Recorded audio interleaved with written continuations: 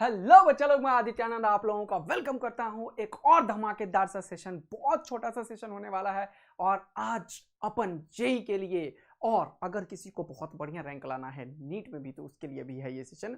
Although JEE के लिए ये सेशन बना रहा हूं मैं, तभी मैं परिवर्तन जेई के लिए लेक्चर लिया और मैं लिखा हूं इसे हर हालत में करना। समझो बात को, तुम्हारा 45 से 50 मिनट का क्वेश्चन और 40 से 45-50 क्वेश्चन की प्रैक्टिस, 12 का फिजिक्स का पार्ट 3, जिसमें कि आज अपन ऑल्टरनेटिंग करंट, सेमीकंडक्टर, कम्युनिकेशन करने वाले हैं। इन तीनों को मिलाओगे तो बेटा 2, 1 3 और 1 4 क्वेश्चन की पॉसिबिलिटी तैयार होगी। 1 घंटा से ज्यादा का समय नहीं लगेगा, लेकिन गारंटेड 4 क्वेश्चन तुम्हारे झोली में आएगा और 16 मार्क्स तुम्हारी झोली में। तो ये 1 आवर 16 मार्क्स दिलाने की गारंटी देगा। तो चलिए स्टार्ट करते हैं। इसी के साथ मैं आदित्यानंद आप लोगों का वेलकम करता हूं परिवर्तन जेई में एक और धमाकेदार से सेशन में। एग्जामिनेशन से जस्ट पहले आपके अपने परसेंटाइल को और बूस्ट करते हुए, बढ़िया तरीके से आपको एक डेप्थ देते हुए, सब्जेक्ट के ऊपर कॉन्फिडेंस देते हुए।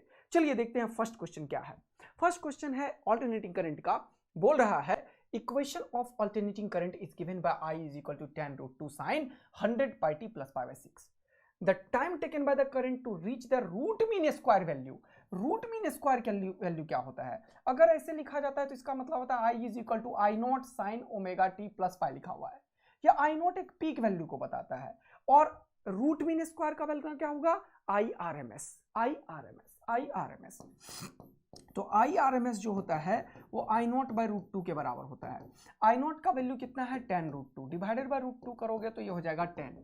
तो ये I कितना हो गया? 10 के बराबर। बोल क्या रहा है बताओ? टाइम क्या होगा? मान लो वो टाइम जो है वो टी टाइम है, जब सॉरी टी डैश टाइम है, जब जब जब क्या बोल रहा है? Current to reach the root mean square value. तो आई का वैल्यू 10 होना चाहिए। बहुत मजेदार। ये हो जाएगा 10√2, बहुत मजेदार। ये हो जाएगा साइन, ये हो जाएगा 100 pi T dash plus pi by 6। बोलो मस्त मजा आया क्या? Yes sir. तो 10 से 10 खत्म, ये वाला नीचे 1/√2। 1/√2 कितने में? साइन 45। साइन 45 का वैल्यू कितना? अरे साइन 45 का वैल्यू कितना? Sine pi by 4। ये किसके बराबर? Sine 100 pi T dash plus pi by 6। मेरे प्यारे, साइन से साइन निपटा, पाई बाय 4, ये वाला पाई बाय 6। बोलो मजा आया। इज इक्वल टू कितना? 100 पाई टी डैश के बराबर। इसको सॉल्व करा, मेरा वाला स्टाइल हमेशा यूज करो मेरे प्यारे। इसको क्या करोगे तुम? 4 और 6 का कॉम्बो पैक है, कहां तक जाएगा? 12 तक। तो 6 2 जा 12, 4 3 जा 12, डिनोमिनेटर सेम करो। 2 से मल्टीप्लाई 2 से डिवाइड, 3 से मल्टीप्लाई 3 से डिवाइड, ये 12 ये 12, 3 पाई में से 2 पाई गया, कितना बचा? Pi by 12। बोलो मजा आया। पाई से पाई निपटा। टी डैश का वैल्यू कितना आया? 1/12 इंटू 100। आंसर हो गया 1/1200 second is the final answer of the question. मजा आ गया और इसी फ्लो में तुम चलते जा रहे हो तो ए टिक करो। अगला क्वेश्चन ये रहा आपके सामने में। मेरी स्पीड से मैच कराइए, जरा सा भी दिक्कत नहीं होने वाला है आपको। और अगर दिक्कत हो रहा है तो स्पीड कम कर सकते हैं, आपके पास ऑप्शन है। लेकिन एक बात हमेशा ध्यान रखिए, इंपॉर्टेंट है आपको सारे फॉर्मूले ध्यान में रखना, सारे कॉन्सेप्ट्स। तो चलिए देखते हैं एक और धमाकेदार सा क्वेश्चन। हॉट वायर एमीटर क्या होता है सर? ये एक ऐसा एमीटर है जो डीसी को मेजर नहीं करता, ये एसी को मेजर करता है। तो एसी में क्या मेजर करता है? हमेशा रूट मीन स्क्वायर मेजर करता है। ये हॉट वायर एक जो heating effect of current I²RT है उसके फंक्शंस पे डिजाइन होता है, ताकि ऑल्टरनेटिंग करंट प्लस और माइनस दोनों होता है तो पूरा ऑन एवरेज ये जीरो ना रीड कर ले। जनरल जो तुम मूविंग कॉइल गैल्वेनोमीटर यूज करते हो उससे अगर ऑल्टरनेटिंग करंट वाले डिवाइस को मेजर करोगे तो वो जीरो रीड करके बताएगा तुम्हें, क्योंकि साइन और कोसाइन का एवरेज वैल्यू रीड कर देगा वो, और साइन और कोसाइन का एवरेज वैल्यू जीरो होता है लॉन्ग टाइम में या फिर वन टाइम साइकिल में। इसीलिए हॉट वायर इंस्ट्रूमेंट का यूज किया जाता है ऑल्टरनेटिंग डिवाइसेस को मेजर करने में, करंट वोल्टेज ये सब। बात क्लियर हुई? Yes sir. क्या मेजर करता है? RMS value. किस कॉन्सेप्ट पे बेस्ड होता है हॉट वायर? ये सारे किस पे मेजर होता है? जो स्क्वायर वाले फंक्शंस है, क्या है? Heating effect. कौन सा? I²RT। क्लियर हुआ कॉन्सेप्ट? यस। तो ये आरएमएस को मेजर करता है। पहला बोला 10 एम्पियर, तो ये 10 एम्पियर क्या है? IRMS का वैल्यू है कितना?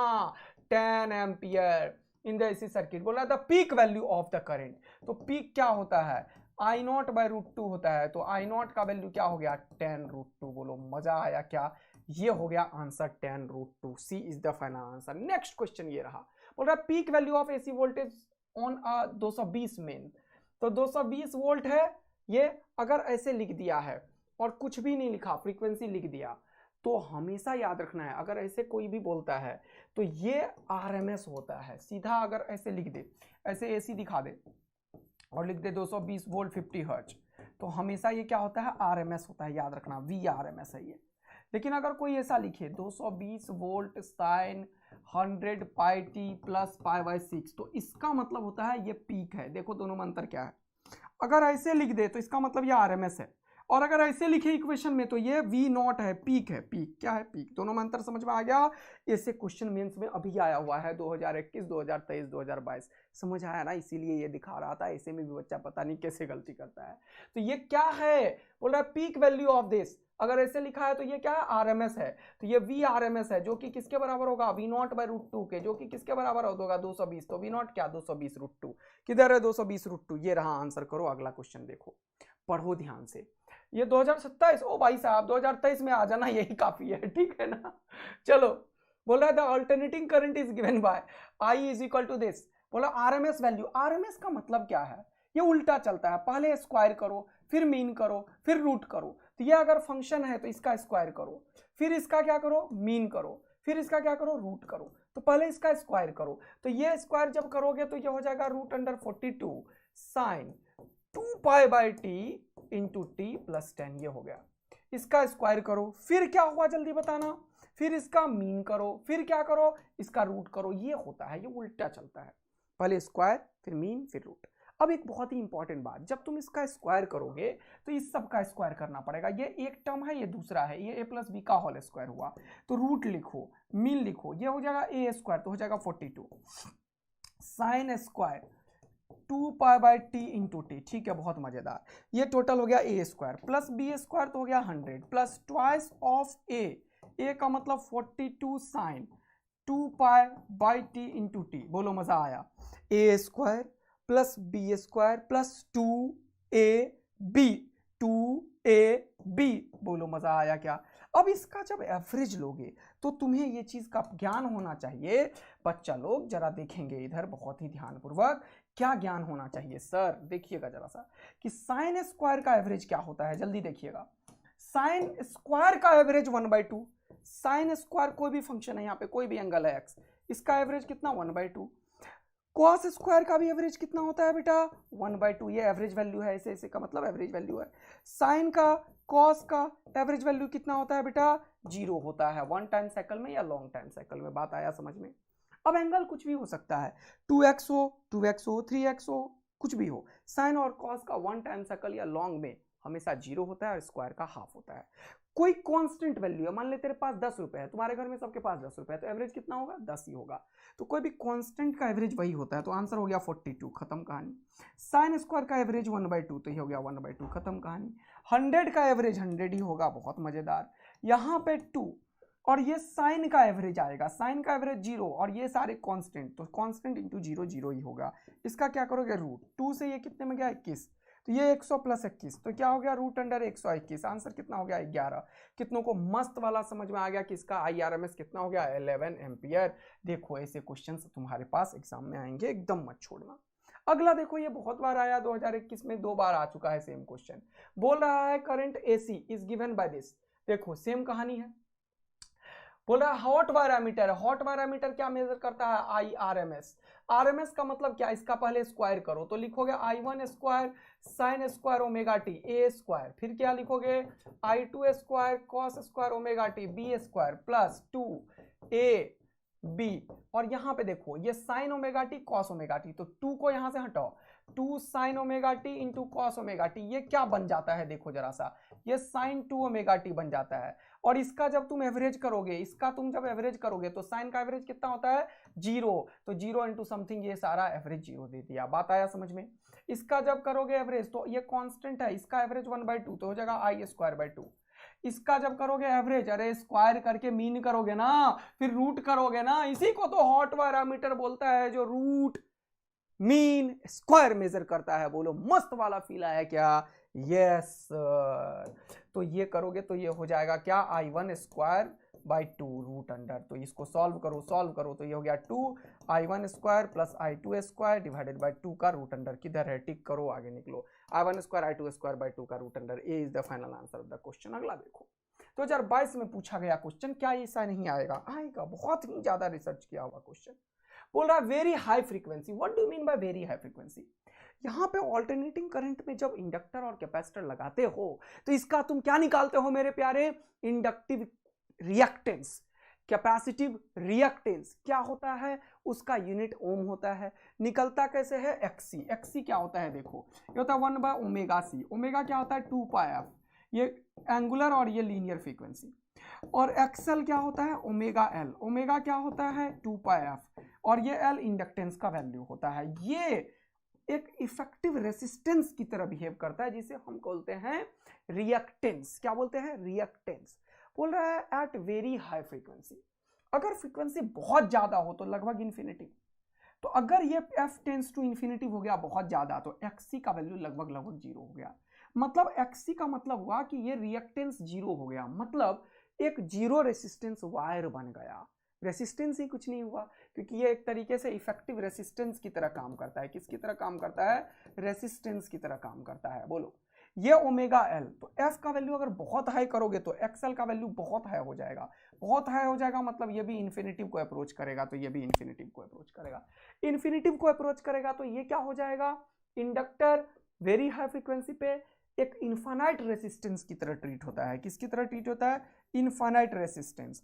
अगर ये इनफाइनाइट रेसिस्टेंस की तरह ट्रीट होगा तो इससे कोई भी करंट नहीं जाएगा, तो ये कैसा ट्रीट हो जाएगा, ओपन सर्किट के बारे में। किसका, ओपन सर्किट। जरा ध्यान देना, मजा आएगा, देखना, ये देखना बेटा, यहां पे एक्सी जो है, एक्सी वो 0, तो ये हो जाएगा जीरो रेसिस्टेंस वायर, ऐसे बना लो, ये जीरो रेसिस्टेंस वायर ऐसे बना लो, ये जीरो रेसिस्टेंस वायर ऐसे बना लो, और इंडक्टर ओपन, तो इसको कट मार दो, कट मार दो, यहाँ से क्या करो, कट मार दो। चलो कॉपी कर देता हूँ इसी पेज को, तुम्हें मजा दिला दूंगा, यहीं पे यहीं पे यहीं पे, और कहानी कर दूंगा सेट।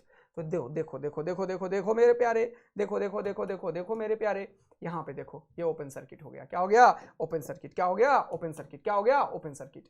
और ये सब क्या हो गया, जीरो रेजिस्टेंस वायर। तो ये इनडायरेक्टली पीछे वाला क्वेश्चन लेना, और ये जीरो रेजिस्टेंस वायर, ये क्या जीरो रेजिस्टेंस वायर, ये क्या जीरो रेजिस्टेंस वायर। तो सारा का सारा कहानी हो चुका है सेट। ये क्या, जीरो रेजिस्टेंस वायर। तो यहाँ पे जो भी कैपेसिटर था वो जीरो रेजिस्टेंस वायर, जो इंडक्टर था वो open circuit. Inductor open, capacitor zero zero zero zero. तो ये दोनों दिख रहा है कि ये दोनों किस में है, पैरेलल में। अब देख ही रहे हो तुम, तो 2 और 2 का पैरेलल कितना हो गया, 1। ये ओपन हो गया, काम ही का नहीं है, तो ये हो गया 1 और 2। तो इसके बीच में टोटल जो नेट इफेक्टिव रेजिस्टेंस है वो कितना है, 1 और 1 2 ओम। इसी को दुनिया क्या बोलती है बेटा, effective impedance of the circuit. क्या बोलती है, इफेक्टिव इंपीडेंस। इफेक्टिव इंपीडेंस का मतलब क्या होगा, नेट रिएक्टेंस या रेसिस्टेंस, कुछ भी बोल सकते हो, नेट रेसिस्टेंस। लेकिन ये रिएक्टेंस ये सबका ओवरऑल वैल्यू। लेकिन क्वेश्चन ऐसा हो गया कि कैपेसिटर और इंडक्टर उड़ ही गया क्वेश्चन से। देख रहे हो, आएगा तो समय लगाओगे नहीं, इसीलिए ध्यान रखना है। आंसर कितना हो गया है, 1 और 1 2 is the final answer of the question. तो 2 ओम हो गया। चलिए अगला देखिए, पढ़िए। बोल रहा है in the given circuit reading of the voltmeter V1 और V2 इज 300 वोल्ट। ये इंडक्टर है, ये कैपेसिटर है। सुनना ध्यान से, जब भी ये सीरीज LCR सर्किट हो, अरे कौन सा मेरे प्यारे, सीरीज LCR, कौन सा सीरीज LCR सर्किट है। सीरीज LCR सर्किट में हमेशा क्या सेम होगा, करंट सेम होगा। क्या सेम होगा, करंट। इसमें करंट, इसमें करंट, इसमें करंट। तो जो चीज सेम होता है उसे रेफरेंस लेना है। अरे क्या लेना है, रेफरेंस लेना है। सेम क्या है, करंट है, तो करंट को तुम रेफरेंस ले लोगे, करंट यहाँ पे। अब देखो हमेशा करंट यहाँ पे, तो इंडक्टर और कैपेसिटर की बात क्या, इंडक्टर में ध्यान से सुनना, करंट लीड कर रहा है और कैपेसिटर में करंट लैग करता है। करंट लीड कर रहा है और करंट यहाँ पे करंट ही गेम कर रहा है। ध्यान देना की बात यही है। लेकिन ये दोनों 90 डिग्री पे होता है। क्या किस पे होता है, 90 पे। तो एक इंडक्टर और कैपेसिटर इस तरीके से होता है। इंडक्टर का क्या है, करंट क्या कर रहा है, लीड कर रहा है मेरे प्यारे। तो अब देखो ध्यान से यहाँ पे, तो ये हो जाएगा तुम्हारा क्या, VL, ये क्या हो जाएगा, VC। ये दोनों एक दूसरे की क्या है, वेक्टर हैं, तो ये दोनों क्या होगा, कैंसिल आउट हो जाएगा। अब यहाँ पे क्योंकि क्वेश्चन वालों ने बोला कि V1 और V2 दोनों 300 वोल्ट है, V1 इंडक्टर है, V2 कैपेसिटर है, तो ये 300 खत्म। तो बचा क्या, सिर्फ और सिर्फ रेसिस्टेंस बचा सर्किट में। तो इसका कोई भी रिएक्टेंस निकल ही नहीं आएगा क्योंकि वोल्टेज में ये दोनों कैंसिल आउट हो गया। नेट करंट जो होगा वो रेसिस्टेंस को फॉलो करेगा। ये एक ऐसा सर्किट बन गया जो रिजोनेटिंग सर्किट हो गया। क्या हो गया, resonating, voltage across the current capacitance और वो दोनों कैंसिल आउट हो गया। तो सिर्फ रेसिस्टेंस को फॉलो कर रहा है। तो रेसिस्टेंस कितना है यहाँ पे 100 है और वोल्टेज कितना है 220 है। ऐसा क्वेश्चन हो गया। तो इस क्वेश्चन में अगर तुमसे पूछेगा क्या द वोल्टमीटर V3, तो V3 एक्चुअल में क्या रीड करेगा, जो एक्चुअल वोल्टेज होगा तो ये 220 रीड कर देगा। और अमीटर का रीडिंग क्या होगा, जो इसको फॉलो करेगा, तो ये क्या हो जाएगा divided by 100, voltage divided by 100 यही हो जाएगा। तो आंसर कितना हो जाएगा, खोपाच खोपाच ये 2.2 हो जाएगा। मजा आ गया होगा तुम्हें, 220 और 2.2, देखो कितना बढ़िया क्वेश्चन है, समझ आया, पूछा गया क्वेश्चन तुम्हारे जेईई मेंस में। तो इस तरीके से सारे के सारे कॉन्सेप्ट्स मैंने तुम्हें बता दिया। एक्सी एक्सएल रिजोनेटिंग सर्किट में क्या होता है, एक्सी और एक्सएल बराबर होता है। थोड़ा रिवीजन हो गया तुम्हारा, सारा फॉर्मूला याद हो गया, आराम से इसके ऊपर काम करेंगे। नेट इंपीडेंस बोला, पावर इसका अगर पूछेगा तो VRMS IRMS cos फाई को पावर फैक्टर बोलते हैं बेटा। अगर तुमसे इसमें नेट इंपीडेंस Z पूछता है तो root under XL minus XC का whole square plus R square का रूट अंडर। जब रिजोनेंस होता है तो एक्सएल एक्सी बराबर होता है, उस टाइम पे फ्रीक्वेंसी ओमेगा 1/2 पाई एफ वाले के टर्म्स में लिख सकते हो रिजोनेटिंग फ्रीक्वेंसी, क्योंकि एक्सी एक्सएल बराबर हो जाएगा। तो एक्सी और रिजोनेंस का एक कंडीशन निकाल दोगे, एक्सी बराबर एक्सएल, तो एक्सी क्या हो जाएगा 1/ओमेगा-c है, ये क्या हो जाएगा ओमेगा-l, तो ये हो जाएगा ओमेगा स्क्वायर बराबर 1/LC हो जाएगा। ओमेगा को तुम यहाँ पे स्क्वायर हटाओगे तो यहाँ क्या हो जाएगा रूट हो जाएगा, और ओमेगा को तुम 2 पाई एफ लिख सकते हो, क्या लिख सकते हो 2 पाई एफ, तो 1/√LC हो जाएगा, और ये एफ के बराबर 1/2 पाई√LC, इसको रिजोनेटिंग फ्रीक्वेंसी भी बोलते हैं। बोलो सारा कुछ रिवीजन हो गया। अब इसके ऊपर एक और फॉर्मूला होता है जो कि तुम्हारा जो रिजोनेटिंग ग्राफ है उस पर हाफ पावर पॉइंट पे कितना पावर हाफ होता है, ये सब चीज़ का ध्यान रखना है, उसको हाफ पावर पॉइंट बोलते हैं। उसी के कॉरस्पॉन्डिंग बैंडविड्थ डिफाइन होता है, ठीक है, बिल्कुल बैंडविड्थ सारा का सारा फॉर्मूला सब कुछ पूरा ध्यान में कर लेना है, आएगा तो फोड़ देना है। तो ऐसे फ्लो में चलना चाहिए सारे कॉन्सेप्ट्स क्वेश्चन के तुरंत साथ साथ। चलिए नेक्स्ट देखते हैं, ये क्या है बेटा, ट्रांसफॉर्मर है। बोल रहा है for a given circuit common to the type transformer use. Transformer का क्या है, देखो कोई आइडियल ट्रांसफॉर्मर के कुछ कॉन्सेप्ट ध्यान में रखना। आइडियल ट्रांसफॉर्मर में इनपुट पावर आउटपुट पावर दोनों बराबर होता है, पहला इंपॉर्टेंट बात, यह आइडियल ट्रांसफॉर्मर में होता है। कोई भी लॉसेस नहीं हम मान रहे होते हैं, तो इनपुट और आउटपुट बराबर होता है। इनपुट में होता है VI और II, ये इनपुट का है, P बराबर VI, तो ये हो जाएगा आउटपुट और I आउटपुट। तो यहाँ से एक बड़ा अच्छा सा रिजल्ट आता है, VV इनपुट व V output is equal to I output by I input. ये एक बड़ा अच्छा सा रिजल्ट है, ये बताता है कि ये जो वोल्टेज है इनपुट और आउटपुट का वो बड़ा इंपॉर्टेंट क्या है, करंट के इनवर्सली प्रोपोर्शनल है। अब इसमें एक स्टेप अप और स्टेप डाउन ट्रांसफार्मर बनता है जो नंबर ऑफ टर्न्स पे डिपेंड करता है। तो ये जो EMF है वो एक्चुअल में नंबर ऑफ टर्न्स के प्रोपोर्शनल होता है, तो V1 N1/N2 के बराबर होता है। तो ये याद रखना है मेरे प्यारे, याद रखना है मेरे प्यारे कि VI है तो NI होगा, V आउट होता है N आउट होगा, लेकिन करंट इनवर्सली प्रोपोर्शनल है। तो ये दोनों तो सिमिलर है फंक्शन में, ये उल्टा में है। अब देखो क्वेश्चन क्या पूछ रहा है, for the given circuit common on the type of transformer use. तो बोल रहा है step up step down auto ये सब एक्सिलरी, तो एक्सिलरी ऑटो ये सब सिलेबस में नहीं है, answer step up step down में ही हम कर पाएंगे, ठीक है, बिल्कुल होता बहुत तरीके का है लेकिन ऑप्शन बना दिया, लेकिन तुम्हें स्टेप अप और स्टेप डाउन ही चाहिए, ठीक है। देखना बेटा यहाँ पे, अब तुम्हें अगर स्टेप अप है तो पक्का यहाँ का आउटपुट वोल्टेज ज़्यादा होगा, अगर स्टेप डाउन है तो आउटपुट वोल्टेज कम होगा। बचपन में तुम देखते होगे फ्रिज के ऊपर एक लगा देते थे, है ना, 15 20 25 साल पहले, जहाँ पे बहुत लाइट फ्लक्चुएट होती थी, वहाँ पे जैसे लाइट बड़ी खट खट खट खट करके बढ़ा देते थे, घटा देते थे कॉइल्स नंबर ऑफ टर्न्स, तो आउटपुट वोल्टेज कम हो जाता था, वही करते थे। समझ आया तुम लोगों को, वही कॉन्सेप्ट यहाँ पे क्या कर रहे हैं, चला रहे हैं मेरे प्यारे बचवा और बचवी लोग। क्लियर है बेटा, यस सर। अब देखो यहाँ पे ध्यान पूर्वक, तो अब क्वेश्चन क्या पूछ रहा है, बताओ ये कैसा बिहेव करेगा, यानी कि आउटपुट चाहिए। तो आउटपुट में देखो पावर दे रखा है, आउटपुट में करंट दे रखा है, तो आउटपुट का तुम्हें वोल्टेज निकाल देंगे, क्या आउटपुट पावर बा आउटपुट करंट P बराबर VI। पावर कितना है 60 वॉट, करंट कितना है 0.11, ये हो गया, तो पॉइंट उड़ेगा तो कितना हो गया 600, तो 600/11 हो गया, 600 बाई क्या हो गया 11, ये आउटपुट पावर हो गया। चलो रहने दो। इनपुट में कितना है 220 है, इनपुट में 220 है और आउटपुट में 11 है, तो ये देखो तो क्या क्या बिहेव करेगा, 0.11 है तो 0 पॉइंट उड़ाओगे तो कितना हो जाएगा, ये 60 पहले से था तो पॉइंट उड़ाया तो 2 जीरो, एक और जीरो हो जाएगा, एक और जीरो। तो इसको सॉल्व करोगे तो ये 11 से कितने टाइम में जाएगा, 11 5 जा 55, बचेगा 5 है ना, बचेगा 5 और 0 50, तो 11 4 जा 44, बोलो हाँ या ना। फिर से 6 और 0 60, 11 5 जा 55, पॉइंट देखे कुछ कुछ, यानी कि ये 545 वोल्ट आउटपुट वोल्टेज है और इनपुट 220 है। इनपुट से ज्यादा है आउटपुट, यानी कि स्टेप अप ट्रांसफार्मर की तरह यूज हो रहा है, स्टेप डाउन नहीं, स्टेप अप। यस बोलो, मजा आ गया तुम लोगों को? यस सर, फॉर्मूला रिवाइज हो गया? यस सर, कैसे निकालेंगे सब क्लियर है सर। नेक्स्ट क्वेश्चन देखिए, बोल रहा है a transformer consisting of 300 turns in the primary, N1 का वैल्यू कितना है 300, 150 turns in the secondary, secondary में कितना है 150, तो ये कितना हो गया 2 हो गया N1/N2। बोल रहा है gives output power of 2.2 kilo volt, यानी कि V2 जो कि आउटपुट है वो कितना है 2.2 इंटू 1000 हो गया वाट, है ना, किलो वाट है। If the current in the secondary is 10, अगर वोल्टेज पता है और इसको करंट से मल्टीप्लाई कर दोगे तो आउटपुट पावर निकल जाएगा। जरूरत है क्या? नहीं, छोड़ो हटाओ, आउटपुट पावर की जरूरत नहीं है, यह आउटपुट वोल्टेज पता है V2। अब पूछा क्या, then the input voltage, input voltage तो यहां से निकाल लो, V1/V2 is equal to N1/N2, बहुत मजेदार। तो ये कितने बराबर हो गया 2, V1/V2, तो क्या बोल रहा है इनपुट वोल्टेज मतलब V1, तो V1 निकालना है तो क्या लिखोगे ट्वाइस ऑफ V2, V2 का वैल्यू कितना निकाला ये, तो 2 इंटू 2.2 इंटू 1000 है कि नहीं। और ये क्या है भैया, वोल्टेज है, ये क्या है, हाँ कुछ गड़बड़ कर रहा हूं क्या? नहीं वोल्टेज नहीं है, ये तो पावर है, कुछ मिस्टेक हो गया। इधर देखो, इधर देखो, बोल रहा है secondary gives output power of 2.2, ये है आउटपुट पावर। तो आउटपुट पावर क्या होता है V2I2, ये होता है।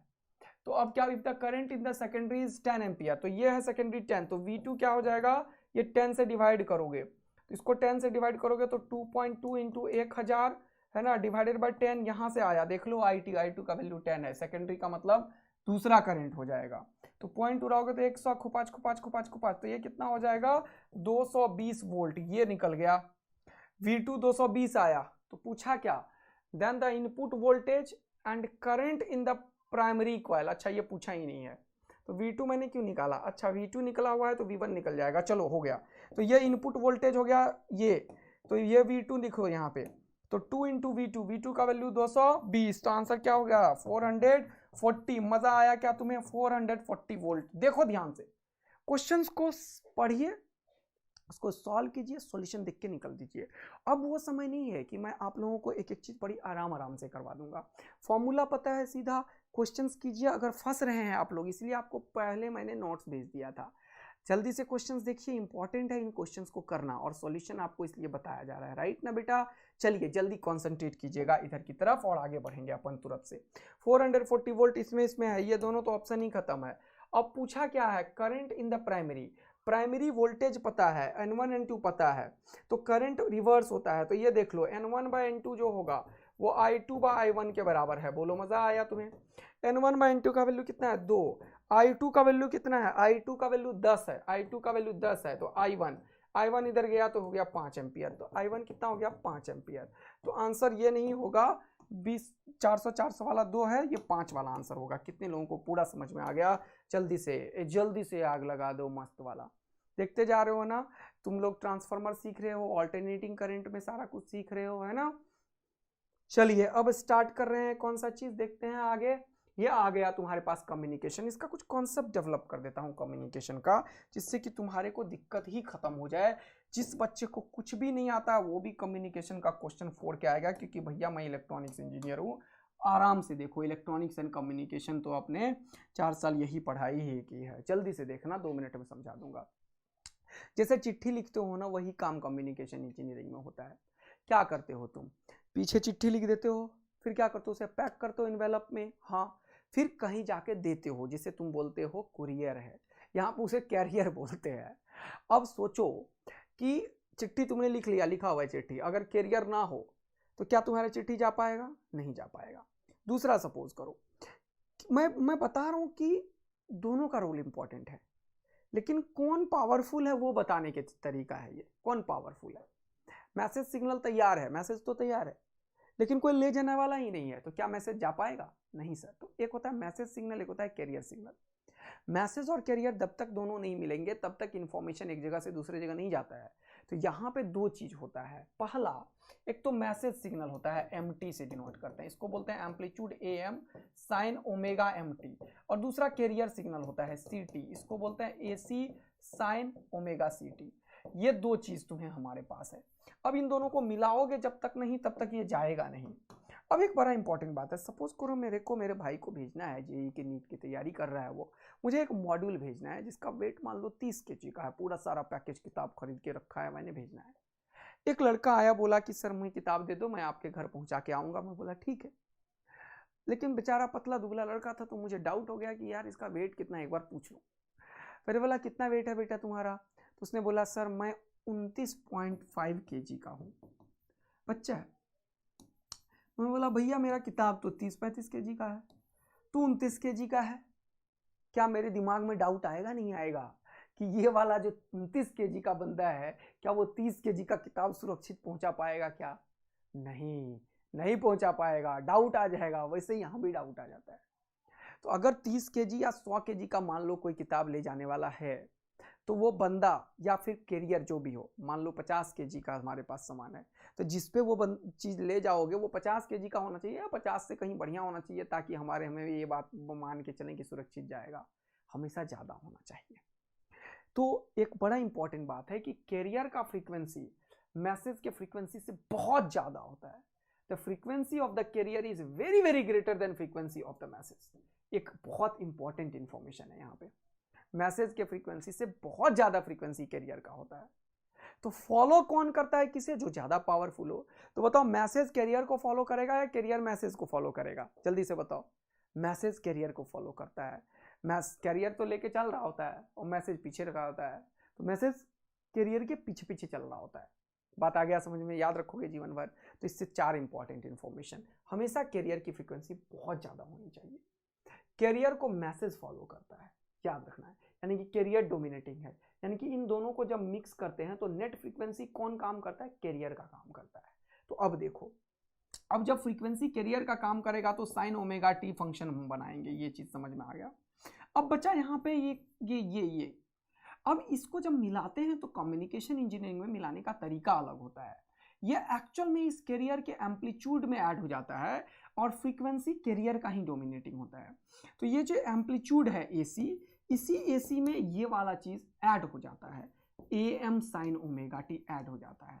ये एक स्पेशल टाइप का फंक्शन हम बनाते हैं और ये इसे दुनिया बोलती है एम्पलीट्यूड मॉड्यूलेटेड फंक्शन, जो कि हमारा सिलेबस है। हमारा सिलेबस जनरली ये सब चीज 3 तरीके का होता है, एम्पलीट्यूड, फ्रीक्वेंसी, पल्स, ये सब। लेकिन हमारे सिलेबस में सिर्फ एक ही चीज है, एम्पलीट्यूड मॉड्यूलेटेड फंक्शन। तो एम्पलीट्यूड मॉड्यूलेटेड फंक्शंस में कैरियर और फ्रीक्वेंसी में ध्यान रखना है कि कैरियर डोमिनेटिंग होता है, लेकिन बचा इसका एम्पलीट्यूड। तो ये एम्पलीट्यूड को बढ़ाता है और कैरियर का फ्रीक्वेंसी वही रहता है। तो ये एम्पलीट्यूड फंक्शन है और ये क्या है? ऑसिलेटिंग फंक्शन है। ये 2 फंक्शन में ब्रेक हो जाता है यहाँ पे, और ये एक्चुअल मैसेज सिग्नल अब कंबाइंड होके मॉड्यूलेटेड सिग्नल बन गया है, जिसमें कि ये क्या बोल रहा है? फ्रीक्वेंसी को फॉलो कर रहा है ये, और ये एम्पलीट्यूड को फॉलो करता है। यहाँ से जब AC कॉमन ले लोगे तो ये हो जाएगा 1 + AM/AC। AC बहुत ज़्यादा है और इसी चीज़ को दुनिया बोलती है म्यू, मॉड्यूलेशन इंडेक्स। क्या बोलती है दुनिया?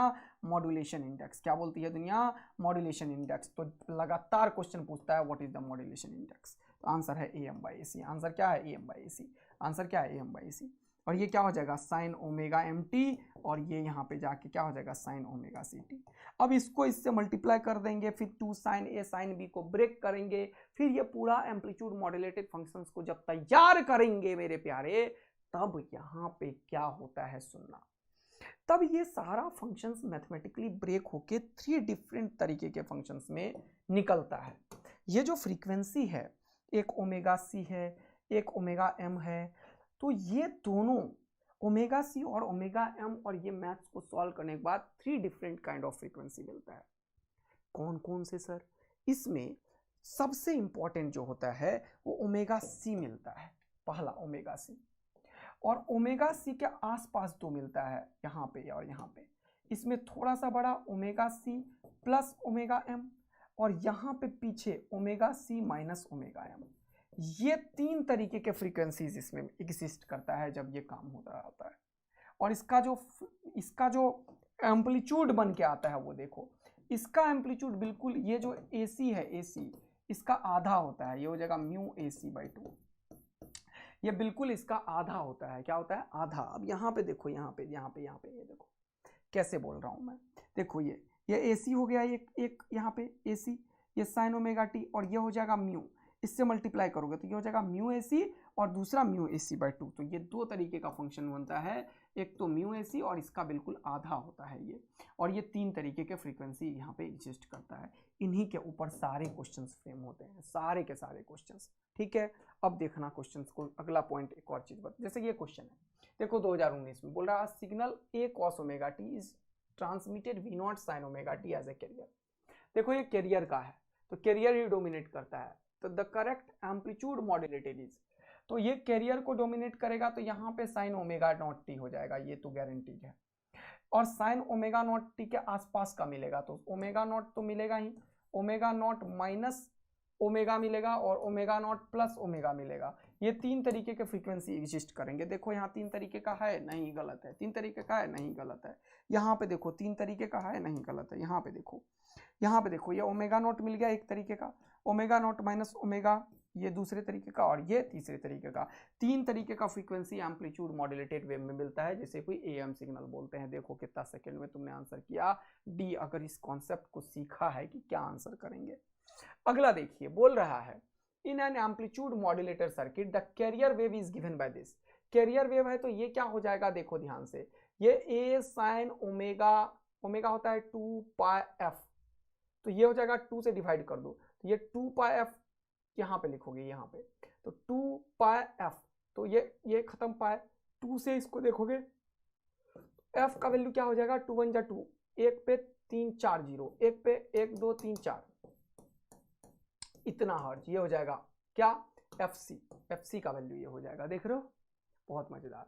बोल रहा why the modulating signal is given by MT is equal to twice of sine 200 pi t, तो ये हो जाएगा 2 पाई f, पाई से पाई खत्म, 2 से 1000। देखो ये कम है, देख रहे हो मैसेज सिग्नल का जो फ्रीक्वेंसी है वो कितना है, कम है। कितना हो गया, 1000 हर्ज है। ध्यान से देखो ये 10,000 हर्ज है, ये निकल गया। अब एक चीज और सीख लो, अभी तुरंत मैंने तुम्हें क्या सिखाया वो देखो। ये जो चीज है, ये सिग्नल, इस सिग्नल के बीच की जो दूरी है ये एक्चुअल में यहाँ पे होता है, थोड़ा सा इधर करो, इसको बोलते हैं बैंडविड्थ। क्या बोलते हैं बेटा, बैंडविड्थ। तो बैंडविड्थ कभी भी बोलेगा तो higher frequency minus lower frequency बोलते हैं। ठीक, हायर फ्रीक्वेंसी के रेंज में बोलोगे तो ये हो जाएगा FC प्लस FM, ये हो जाएगा FC, और ये हो जाएगा FC माइनस FM। देख रहे हो, अब हायर क्या है, FC प्लस FM, माइनस ये लोअर क्या है, माइनस FC और माइनस माइनस प्लस FM, तो ये दोनों खत्म, ये FM। आंसर याद रखना, डायरेक्ट इस पे क्वेश्चन आया हुआ है खूब सारा। बैंडविड्थ हमेशा ट्वाइस ऑफ FM के बराबर होता है, बैंडविड्थ हमेशा ट्वाइस ऑफ FM के बराबर होता है। देखो अब क्वेश्चन की तरफ, तो क्या पूछ रहा था, देखो the value of modulation index. तो मॉड्यूलेशन इंडेक्स म्यू तो अभी तुरंत बताया मैंने, क्या बताया, AM/AC होता है। तो AM कितना है जल्दी बताओ, ये है AM, क्योंकि ये मॉड्यूलेशन मैसेज सिग्नल का है, और ये AC जो है वो 4, तो आंसर हो जाएगा 1/2 मतलब 0.5। 0.5 इसका मॉड्यूलेशन इंडेक्स है, यहाँ है और यहाँ है, ये दोनों ऑप्शन खत्म करो। और उसके बाद क्या बोल रहा है, द लोअर साइड बैंड बोला है फ्रीक्वेंसी। लोअर साइड बैंड क्या होता है, ये FC सेंटर में है, FC के बगल वाला, तो ये हो जाएगा FC माइनस FM। तो FC 10,000 में से 1000 गया तो लगभग कितना हो गया, 9000, तो आंसर क्या होगा, 9 किलो हर्ज। अरे 10,000 में से 1000 गया तो क्या होगा, 9 किलो हर्ज। ये लोअर साइड बैंड है। और 10,000 प्लस 11,000 अपर साइड बैंड है, इसको साइड बैंड बोलते हैं इन दोनों को। ठीक है ना, ये जो 3 लाइन बनाया इसको क्या बोलते हैं बेटा, ये अपर साइड बैंड, ये लोअर साइड बैंड। क्लियर है बिल्कुल, तो ध्यान रखना, इस पे भी सीधा क्वेश्चन आता है इस फोटो के ऊपर, एकदम मजेदार तरीके से। फिर से देखो, बोल रहा है amplitude modulated signal is given by VT is equal to, इसको अरेंज करो। याद रखना कि ये जब भी अरेंज होता है तो ये फ्रीक्वेंसी हमेशा ज्यादा होगा। ये जो चीज है ये हमेशा किसका होगा, कैरियर का, तो ये कैरियर का फ्रीक्वेंसी है। तो यहाँ पे लिखो 2 पाई f का जो वैल्यू होगा वो 5.5 इंटू 10 का पावर 5 होगा। ये बात समझ में आया। ये क्या है, f किसका है, C का है, कैरियर हमेशा डोमिनेट करता है। और ये क्या है मैसेज का, तो ये जो हो जाएगा 2 पाई FM, ये क्या होगा 2.2 इंटू 10 का पावर 4। तुम खुद देख पा रहे हो कि ये और ये ज्यादा है, देख रहे हो कैरियर का फ्रीक्वेंसी हमेशा ज्यादा है, देखने लगना। अब तुम्हें बताया था मैं, कॉमन अगर ले लोगे तो ये जो चीज होता है ये मॉड्यूलेशन इंडेक्स होता है, तो ये मॉड्यूलेशन इंडेक्स होगा। The side band frequency in kilohertz, तो 2 साइड बैंड होगा, कौन कौन से जल्दी से बताओ। एक तो FC माइनस FM और दूसरा FC प्लस FM। बोलो आंसर निकल जाएगा या नहीं निकल जाएगा? डन डन डन, पक्का। सिर्फ डिवीजन और एडिशन होने वाला है। FM तुम्हें पता है, FC तुम्हें पता है, डिवाइड करके सिर्फ इसमें घटाओ इसमें ऐड करो और पाई के टर्म्स में सॉल्व कर दो। कितना आसान क्वेश्चन है, बस कैलकुलेशन से तुम गेम चला रहे हो। ठीक, पढ़ो अगला।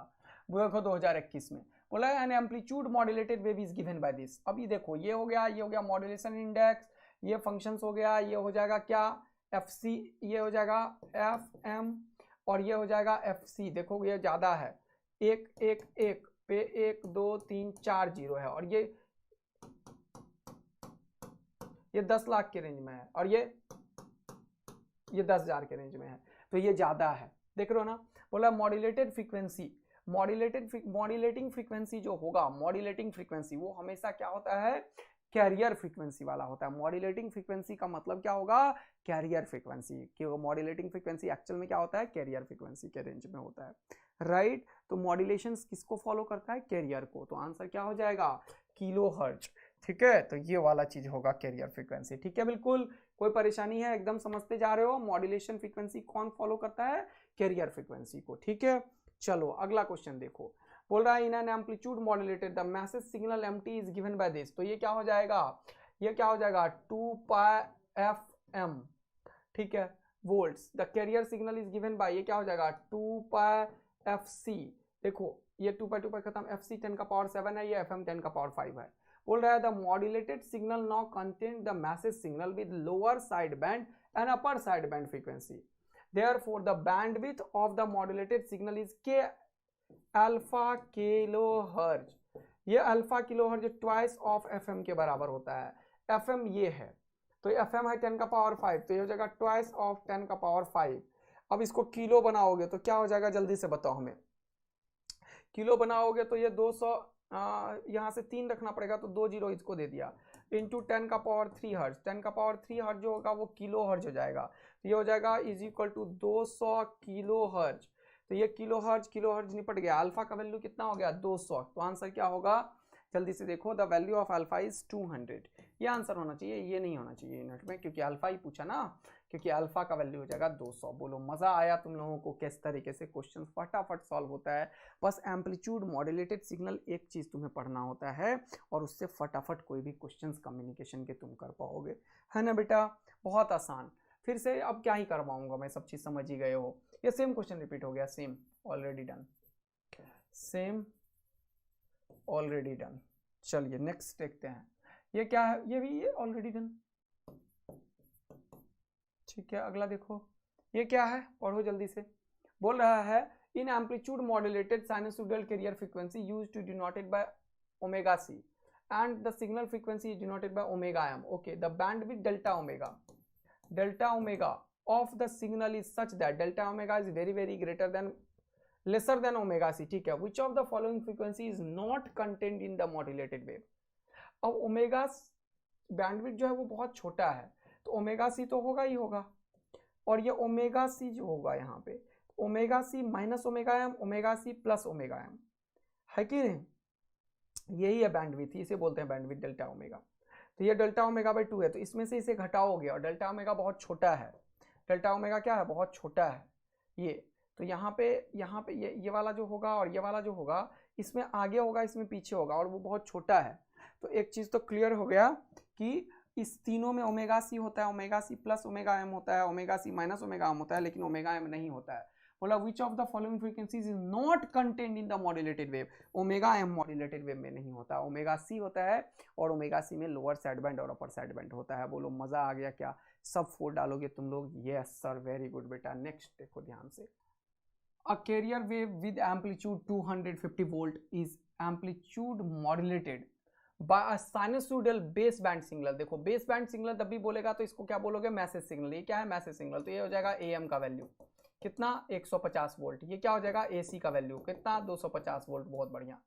बोल रहे थे रेशियो ऑफ मिनिमम एम्पलीट्यूड, देखो ध्यान से, अब ये चीज एक कॉन्सेप्ट पे चलता है क्योंकि ये बताता है कि मैसेज का हमेशा इन्वेलप बनता है। मैसेज का क्या बनता है? इन्वेलप। मैसेज का क्या बनता है बेटा? इन्वेलप बनता है। और इन्वेलप के अंदर में क्या होता है? क्या होता है? कैरियर होता है। ये मैसेज सिग्नल है एम्प्टी, और ये कैरियर इसके अंदर में इस तरीके से होता है। देख रहे थे जा रहे हो? यस सर, ये बड़ा इंपॉर्टेंट सा कॉन्सेप्ट है। कैरियर का फ्रीक्वेंसी ज्यादा है, देख रहे हो ना, मैसेज हमेशा इन्वेलप में होता है। इन दोनों को मिलाते हैं और फिर सेंड करते हैं। ये है एम्पलीट्यूड मॉड्यूलेटेड वेव का कहानी। ठीक, अब देखना बेटा ध्यान पूर्वक, ये मैसेज सिग्नल, तो ये जो मैक्सिमम और ये जो मिनिमम है इसकी बात ये कर रहा है। तो मैक्सिमम वाले में क्या लिखोगे? ए मैक्स का ये हो जाएगा ए सी प्लस ए एम, और ये मीन, ए मीन का क्या लिखोगे? ये लिखोगे ए सी माइनस ए एम, क्योंकि ए सी ज्यादा है। इसके ऊपर क्वेश्चन देखो पूछ रहा है, बोल रहा है the ratio of minimum amplitude, तो A min divided by maximum amplitude A max, तो ए मीन में ए मैक्स, तो ए मीन क्या होगा? इन दोनों का सम होगा। ए मैक्स क्या होगा? इन दोनों का सब्ट्रैक्शन, इन दोनों का सम, तो इन दोनों का सम करो और इन दोनों को सब्ट्रैक्ट करो। अब क्या पूछ रहा है? For the amplitude modulated wave is, अब ये जो रेशियो है ए मीन बाय ए मैक्स, इसका वैल्यू कितना दे रखा है क्वेश्चन वालों ने? बोल रहा है the ratio of minimum amplitude to the maximum amplitude for the amplitude modulated wave 50/x, 50/x, तो ए मैक्स क्या होगा? ए एम प्लस ए सी, तो दोनों को सम करो तो कितना होगा? ये 200, 100, 300, 400, ये हो गया 400, और दोनों इसमें से इसको घटाओ तो कितना हो गया? 250 में से 150 गया तो कितना बचा? 100। बोलो मजा आ गया क्या तुम्हें? तो ये खुपाच खुपाच टकाक टकाक, अरे 250 में से 150 गया, कितना बचा? 100 गया। एक्स इधर, तो ये कितना हो जाएगा जल्दी से बताओ? अच्छा ये गलत किया क्या मैंने? गलत किया मैंने? हाँ सर गलत किया, ये मीन ऊपर है भैया। अरे गलत मत करो ऐसे पापियों, अरे पापियों मीन ऊपर है, घटाना पड़ेगा, इसमें से इसे घटाओ। तो इस बार 100, ये सब गलती मत करना भैया। और ये मैक्स नीचे है तो सम करना, ये 400 हो जाएगा, खुपाच खुपाच टकाक टकाक।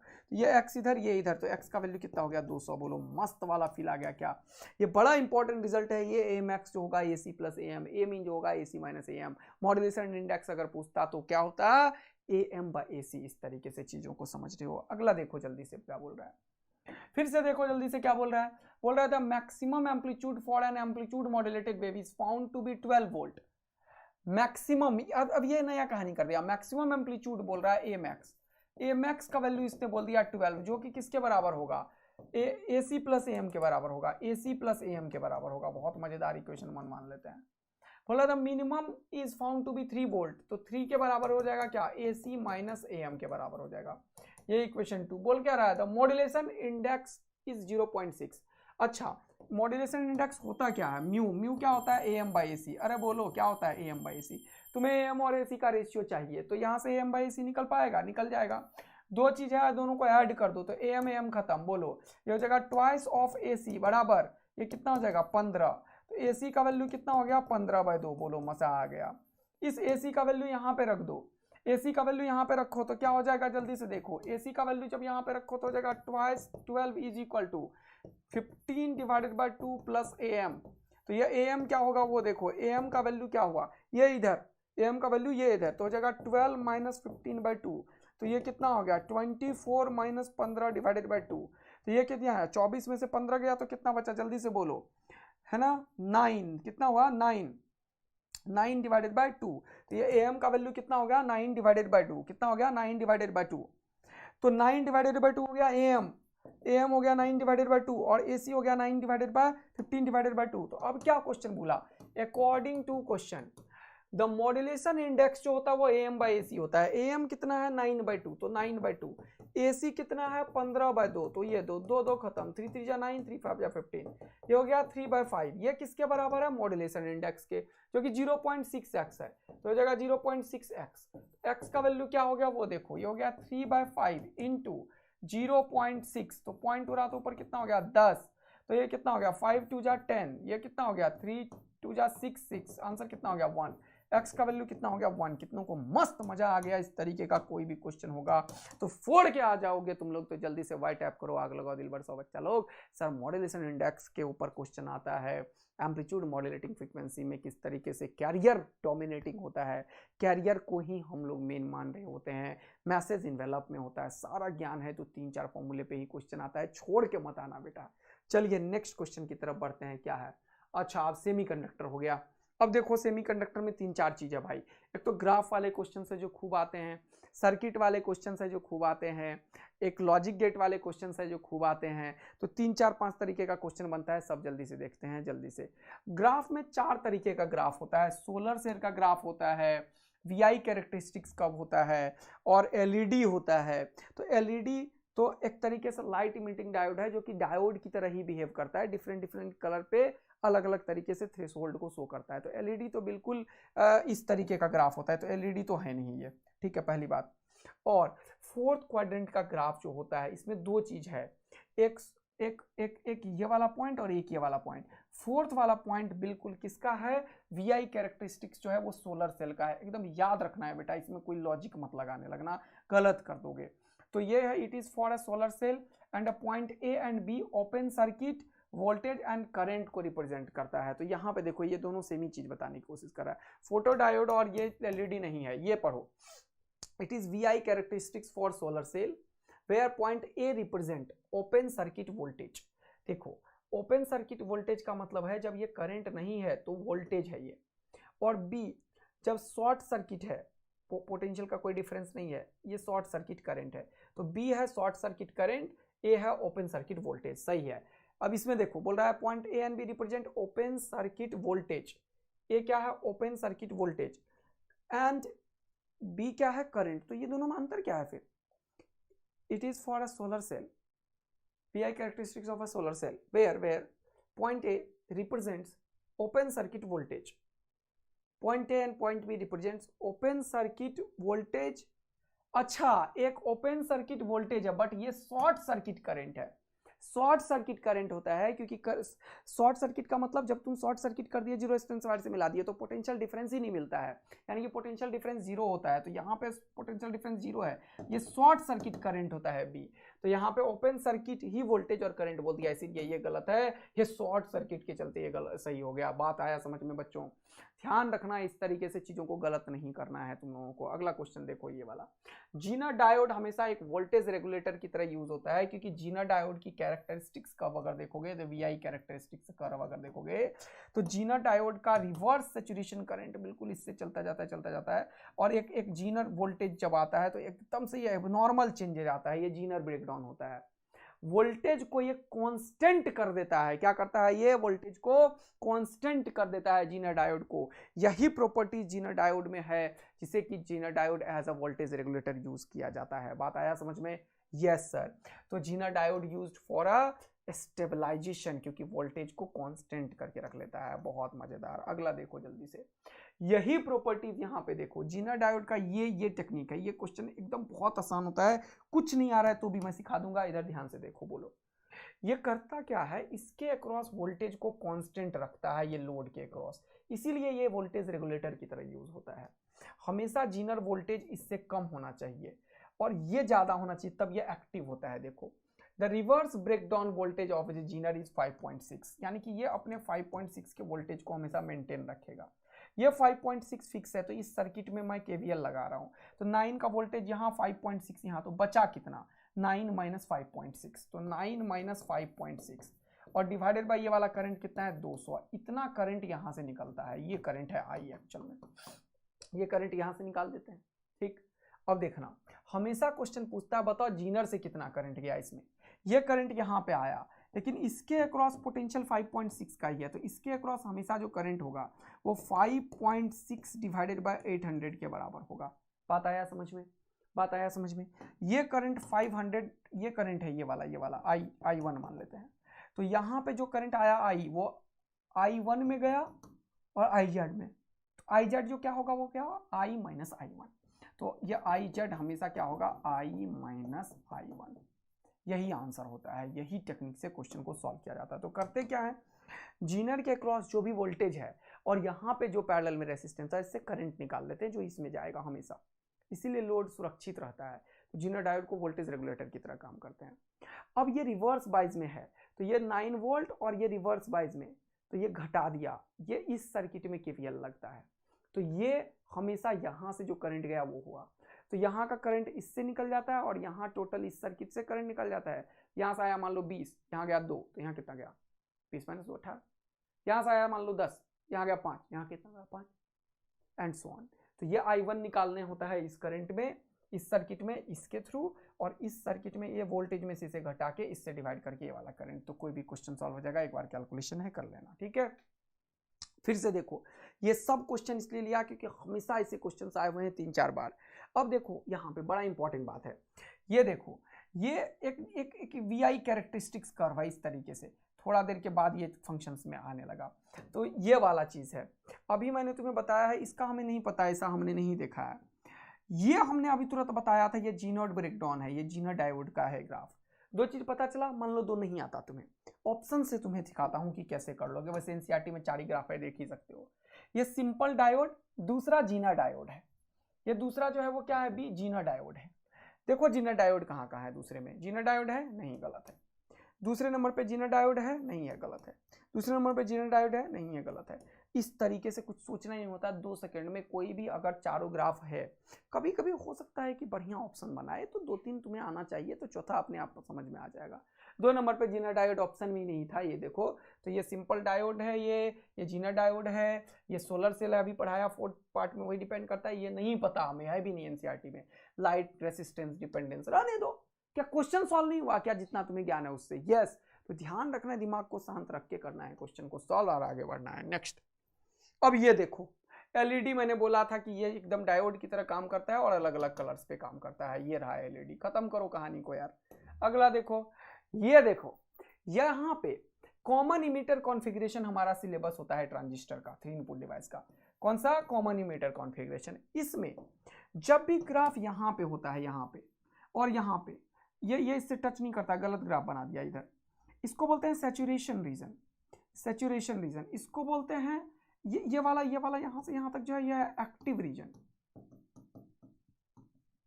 एक्टिव रीजन, और ये है cut off region, cut off region.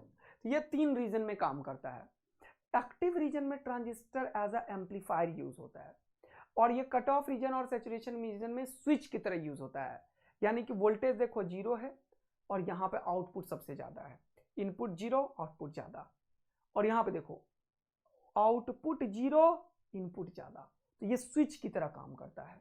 Cut off और सैचुरेशन रीजन में पढ़ो, बोल रहा है transfer characteristics output voltage versus input voltage for a base biased transistor in common emitter configuration is shown in the figure.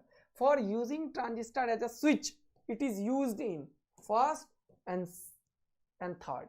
तो first and third में ये use होता है किसकी तरह? स्विच की तरह, और सेकंड में ये एम्पलीफायर की तरह। तो ट्रांजिस्टर का क्या क्या एप्लीकेशन है?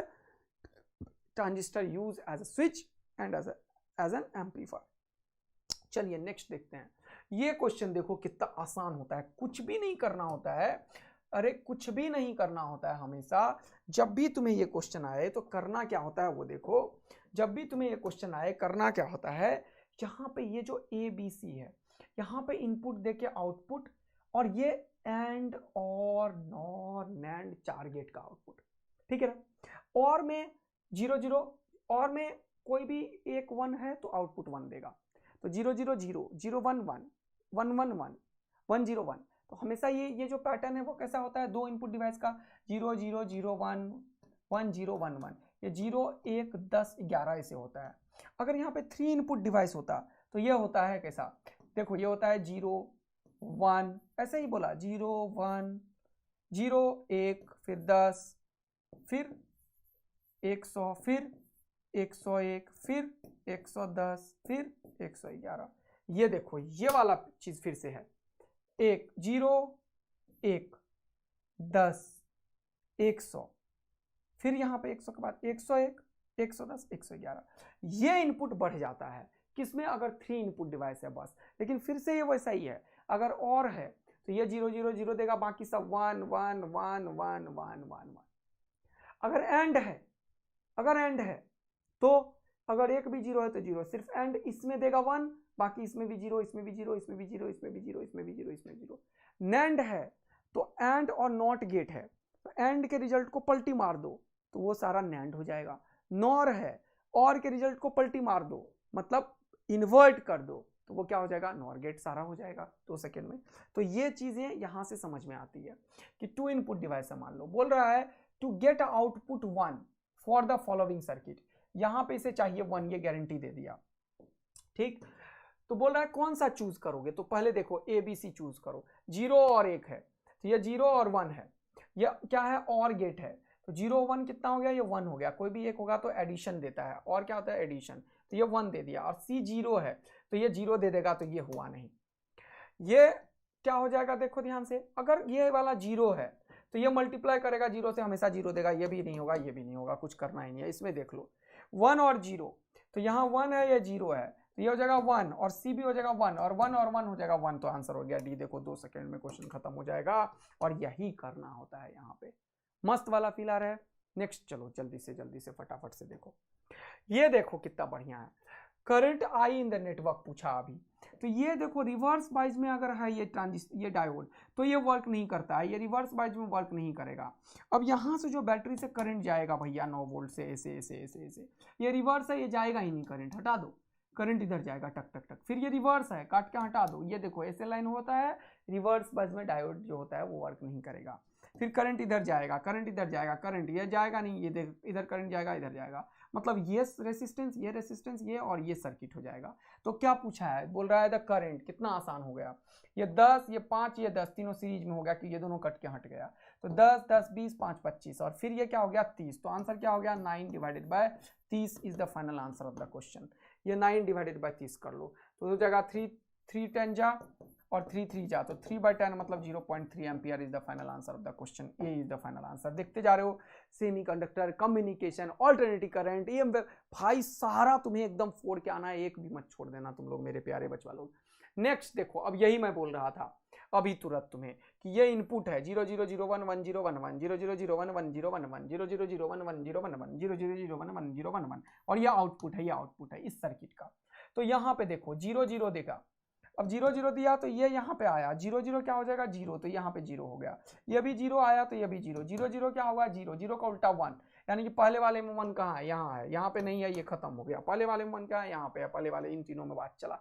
अब इन तीनों में उल्टा कौन सा है वो देखो तुरंत से, ये दोनों सेम है और ये डिफरेंट है, तो ये पता चल जाएगा तुरंत से। इस ऑप्शन को लेते ही ये दोनों खत्म हो जाएगा, और ये वाला ऑप्शन लेते ही ये दोनों में से आंसर आ जाएगा, तो ये वाला ऑप्शन और ये वाला ऑप्शन लास्ट वाला लेंगे, तुरंत से आंसर पता चल जाएगा। अब लो 0 1, ये हो गया 0, ये हो गया 1, तो ये हो जाएगा 0, खत्म करो, 0 और 1 लिया तो ये हो जाएगा 1, 1 और 0 कितना हो गया 0, क्योंकि एंड गेट है, लेकिन उसका उल्टा करो तो हो गया 1, इस बार 1 है नहीं, ये खत्म हो गया, इस बार 1 है, हाँ इस बार 1 है, इन दोनों में बात चला। अब तीसरे वाले में 1 1 ले लो, देखा कैसे 1 सेकंड में क्वेश्चन सॉल्व होता जा रहा है।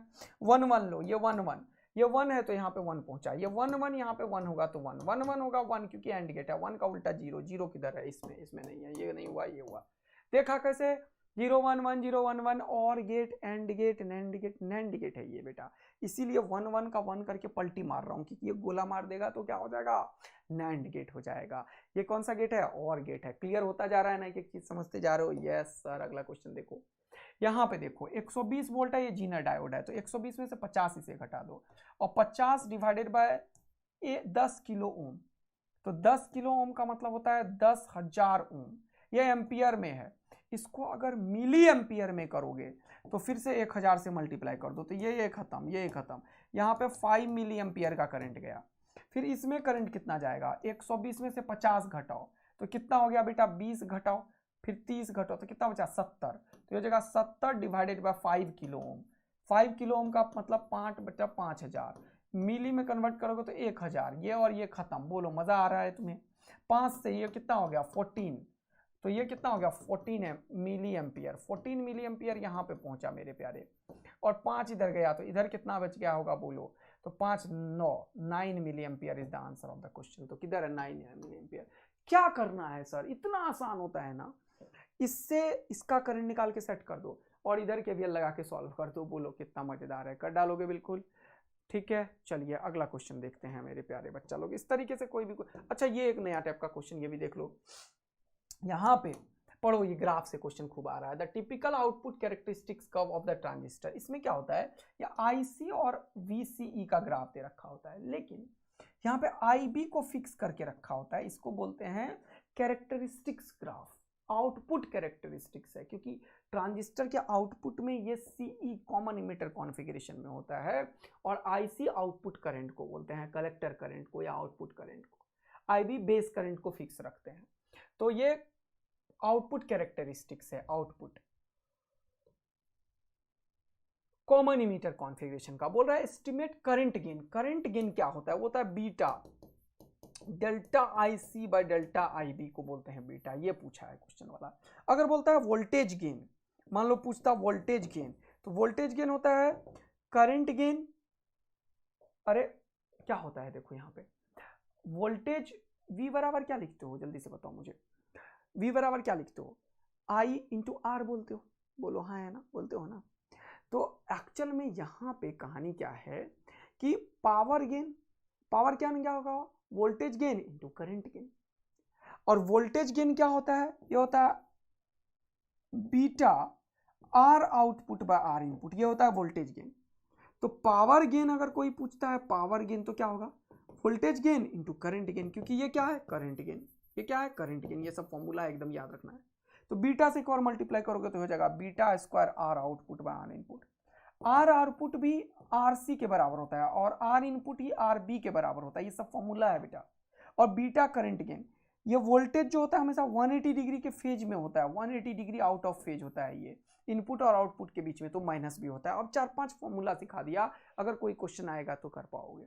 पूछा है करंट गेन बताओ, मतलब बीटा, मतलब डेल्टा आईसी बाय आईबी। तो कोई भी दो को देख लो, किसी को भी, इन दोनों को देख लो, या इन दोनों को देख लो, या इन दोनों को देख लो, या इन दोनों को देख लो, या इन दोनों को, सबसे आंसर सेम आता है। तो चलो ये 30 और 10 को देख लेते हैं। तो ये चेंज इन बेस करंट कितना हुआ, 30 में से 10 गया तो कितना हो गया, डेल्टा आईबी नीचे है तो हो गया 20 माइक्रो एम्पियर है, तो 10 का पावर -6 लिख देता हूं, देखो ध्यानपूर्वक। ठीक, अब यहाँ पे मिली एम्पियर है, तो 30 जब लिया था तो ये था 6, और 10 जब लिया तो हो गया 2, 6 में से 2 गया, हो गया 4। 4 क्या है, मिली एम्पियर, 10 का पावर -3। ये बीटा है, और ये एक रेशियो है तो सब खत्म हो जाएगा। तो देखो कितना मजा आया। तो ये 10 का पावर 3 है, ये 3 है, तो 10 का पावर -3 से ये कैंसिल आउट हो गया 10 का पावर 3 में से, और ये ऊपर गया तो ये हो गया कितना 1000, 10 का पावर 3। एक जीरो से एक जीरो खत्म हो गया, 2 2 जा 4, तो ये कितना हो गया 200। बीटा हमेशा ग्रेटर देन 100 200 होता है, ये ज्यादा वैल्यू होता है। देखा कैसे आराम से क्वेश्चंस ग्राफ वाले भी कर लिए तुम। चलो अगला देखो जल्दी से बेटे, क्या है देखो, सेम क्वेश्चन बोल रहा है बीटा आईसी। तो बीटा निकालना है तो क्या लिखोगे, बीटा अभी तुरंत बताया मैंने, क्या delta IC by delta IB. अब आईबी सेट करो, ये देखो आईबी है किसी भी दो को, लेकिन अब इस पर लफड़ा है क्वेश्चन में। देखो ये 2 वाला लाइन जो है वो ऊपर है थोड़ा सा, ये इसीलिए मैंने लिया, गलती मत करना। ये 2 वाला लाइन ऊपर है, देख रहे हो, 2 वाला लाइन ऊपर है। फिर ये वाला देखो चलते गया, फिर 4 वाला लाइन, इसका जो भी लाइन है उससे नीचे है। देख रहे हो कहानी क्या कितना लफड़ेदार है यहाँ पे, देख रहे हो नीचे है। फिर ये वाला देखो, ये वाला, ये 6 वाला लाइन देखो ऊपर है। अब यार इसमें ना एक प्रॉब्लम ये आ रही है हमें कि ये जो 10 वाला लाइन है, 10, वो ये वाला लाइन है, ये 20, ये वाला, ये वाला, ये वाला, ये वाला। अब यहां पे प्रॉब्लम क्या है कि 2 से ये थोड़ा नीचे है देखो, और ये 4 से थोड़ा ऊपर है, देख रहे हो। अब मैं इतना मानता हूं कि ये जितना ऊपर है उतना ही ये नीचे है, तो इसको वैल्यू मैं लिखता हूं 2 - x, और इसको मैं लिखता हूं 4 + x। अगर मैं ये लिखने की कोशिश करूं कि अगर मैं बोलूं कि IB 30 - 10 20 माइक्रो है, 20 × 10 का पावर -6, तो ऊपर मैं क्या लिख सकता हूं, मैं लिख सकता हूं ये 4 + x है, देखते जाओ। और ये देखो ये वाला, उसमें से ये वाला वैल्यू घटाना पड़ेगा, ये वाला। तो ये 4 + x है, उसमें से ये वाला 2 - x को घटाओ, तो अगर तुम लिखोगे 4 + x - 2 और प्लस x, तो हो जाएगा 2 + 2x। तो ये x का वैल्यू थोड़ा हमें पता चलना चाहिए, x का वैल्यू हमें थोड़ा पता चलना चाहिए। अब तुम्हें ये समझना पड़ेगा कि ये कितना हो सकता है x। अब देख रहे हो ना कहानी, तो 2 है तो एक यहाँ पे होगा, देखो एक यहाँ होगा 2 यहाँ होगा, और एक अगर होगा तो एक लाइन यहाँ आधा आधा कर देते हैं और इसको भी आधा आधा कर देते हैं, तो ये लगभग लगभग 0.5 की तरह गेम कर रहा है। फोटो अच्छा नहीं बना हुआ है, तो मान के चलेंगे कि ये 0.5 का अंतर पैदा कर रहा है। तो ये x जो है वो 0.5 का अंतर कर रहा है, तो 0.5 इंटू 2 कितना हो गया 1, तो ये एक्चुअल में कितना हो गया 3, तो हम मानेंगे ये 3 मिली एम्पियर के बराबर है। तो 3 इंटू 10 का पावर -3, देखते जा रहे हो ना, ये और ये खत्म हो गया 10 का पावर -3। एग्जैक्ट तुम नहीं बता सकते ये बात, अगर तुम तलवार लोगे तो मैं नहीं बता पाऊंगा, कोई नहीं बता पाएगा, एग्जैक्ट नहीं पता चल रहा है, इसलिए एस्टिमेटेड हमने देखा कि कितना लाइन में ये वाला चीज़ है, ऑल्दो थोड़ा कम थोड़ा ज़्यादा से फर्क नहीं पड़ेगा इसमें ऑप्शन में। तो 3 डिवाइडेड बाई 20 और ये कितना हो गया 1000 बेटा, तो ये खत्म, 2 से कितना हो गया 50 और ये कितना हो गया 150, तो ये 150 इंटीग्रल वैल्यू इसमें पुट करेगा। वैसे ये डायग्राम थोड़ा अच्छा बनाएगा तभी आंसर कर पाते, लेकिन एग्जाम में आ जाएगा तो तुम इस तरीके से एस्टिमेटेड देखोगे ये गैप जो है वो कितना इंडिकेट कर रहा है लगभग।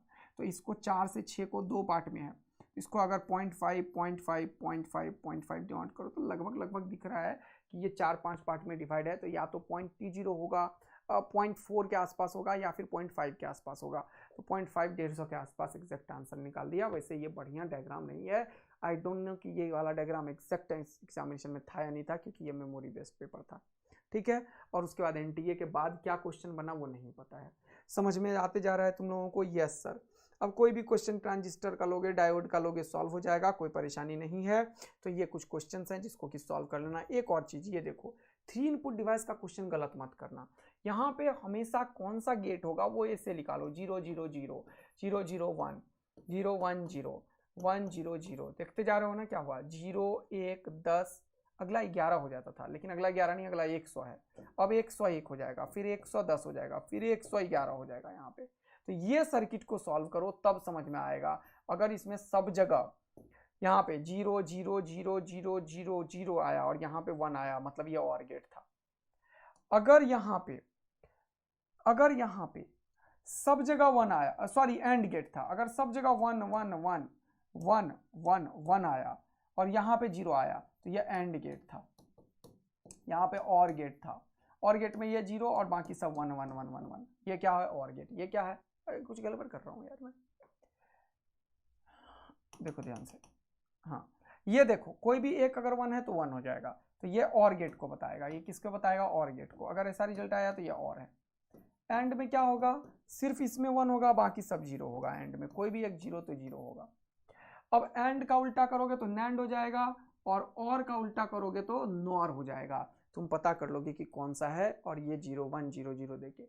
ये 2 का मतलब क्या है कि अगर ये ए का वैल्यू तुमने, ये ए बी सी है, अगर ए का वैल्यू 0 रखा तो 0 0 आया, 0 0 हो गया 0 0 का उल्टा, ये नॉर गेट है तो यहाँ हो जाएगा 1। देखते जा रहे हो, यहाँ पे भी 0 0 0 0 का उल्टा 1, तो ये 1 1 1 आया, 1 1 1 है, और गेट है तो ये हो जाएगा 1 ही। 1 का उल्टा 0, तो पहला 0 देगा, पहला क्या देगा 0। तो अगर तुम सब में 0 0 लिए तो 0 ही दिया, यानी कि 0 0 0 से 0 ही दिया, मतलब ना ही ये नॉर है ना ही ये नैंड है, ये और ये तो है ही नहीं। बचा और एंड में कोई भी ग्राफ होगा, अगला इन्हीं से पता चल जाएगा। 0 0 1 ले लो तो ये हो जाएगा 0, ये हो जाएगा 0, ये हो जाएगा 1, इसी से पता चल जाएगा।